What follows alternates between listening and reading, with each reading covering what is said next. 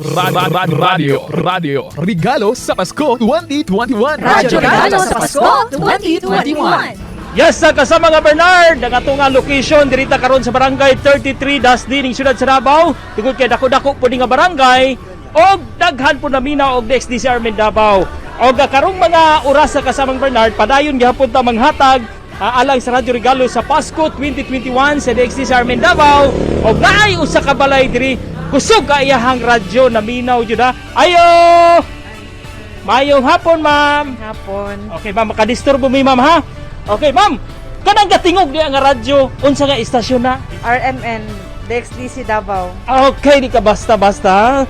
Okay, ma'am, tungod sa imong papaminaw nahimong number 1 ang DXDC RMN Davao sa survey sa Kantar. Ma'am, pahalipay, advance pinaskuhan gikan sa DXDC RMN Davao ang Nutribina items dawata, ma'am. Okay, gidawat na jud ni ma'am. Pero ma'am, ila-ilahon siya dito ka ma'am. Gisa nga ito yung pangalan na to, ma'am?